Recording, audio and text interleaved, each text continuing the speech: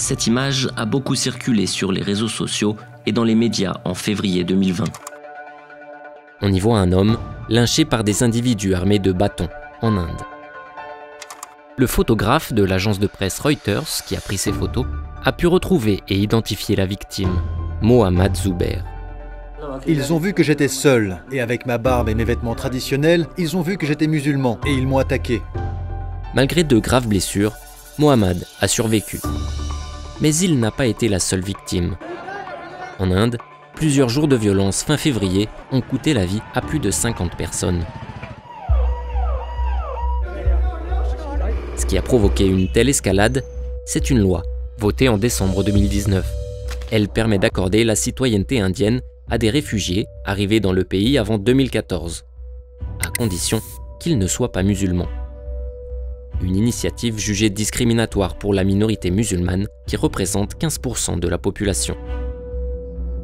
Cela a provoqué des tensions entre communautés, particulièrement entre hindous et musulmans. Et à Delhi, des violences ont surtout visé des quartiers musulmans, situés au nord-est de la capitale. De nombreuses vidéos publiées sur les réseaux sociaux ont documenté ces événements.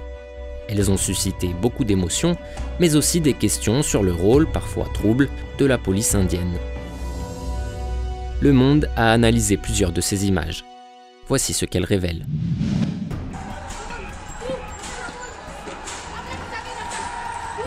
Ce que l'on voit ici, c'est la mosquée Badi Masjid. Elle est identifiable grâce à la présence de son minaret, de ce bâtiment fin sur le côté et de ce toit bleu au premier plan. On retrouve ces trois éléments ici, sur cette carte. On y aperçoit plusieurs hommes. L'un frappe le minaret, alors que montent les clameurs d'une foule en contrebas. On retrouve ces hommes ici, sur une seconde vidéo. Parmi eux, l'un tient un drapeau indien. Un autre tient un drapeau triangulaire, rouge et jaune. Il s'agit d'un drapeau de ce type. Dessus, la figure d'Hanuman, une divinité hindoue.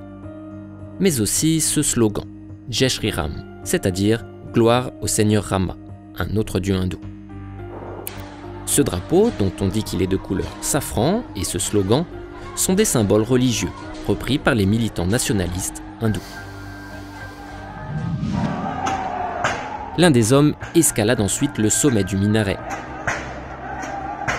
et tente d'arracher le croissant, symbole de l'islam.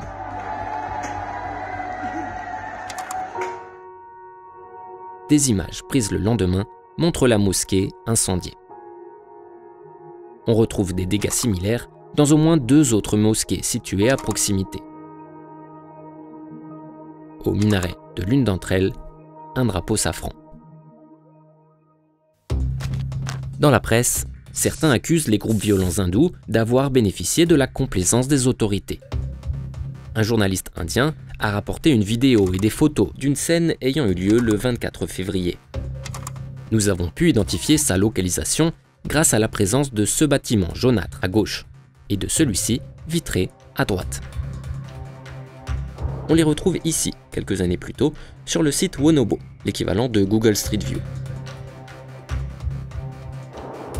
Voilà l'angle de la prise de vue sur la rue Wazirabad.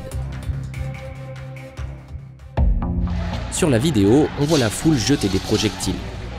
Et parmi eux, 7 hommes qui portent une tenue composée d'une chemise kaki, d'un pantalon clair et d'un bâton. Une tenue semblable à l'uniforme de la police de Delhi, tel qu'on le voit sur son site internet officiel. L'homme jette lui aussi un projectile. Ce que fait également cet autre individu. Leur cible, située hors du cadre, est impossible à déterminer. Mais une autre vidéo a été filmée dans une rue perpendiculaire par l'agence Reuters, ici. On voit s'affronter des groupes d'hommes à l'aide de pierres. Et encore une fois, parmi eux, un individu portant une tenue conforme à la police de Delhi.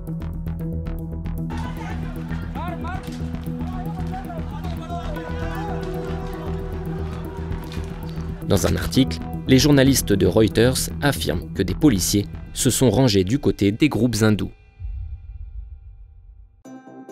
Enfin, 2 vidéos violentes d'un même événement survenu le 24 février ont été relayées sur les réseaux sociaux.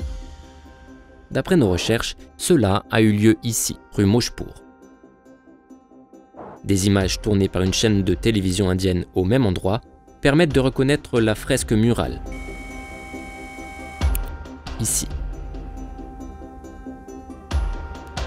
Ainsi que ce poteau électrique là. On aperçoit au fond le terminus d'une ligne ferroviaire aérienne, ce qui confirme qu'on se trouve bien ici sur le plan. Voici ce que montrent ces vidéos.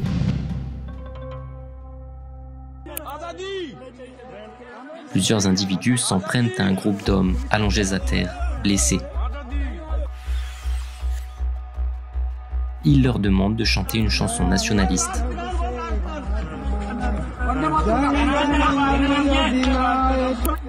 Cet événement a aussi été filmé de plus loin. On y reconnaît les victimes, notamment cet homme au t-shirt blanc, allongé dans le sens de la route. Et celui-ci au t-shirt sombre et chaussures jaunes. Surtout, on discerne les vêtements des agresseurs, des tenues de policiers. L'un d'entre eux frappe l'une des victimes.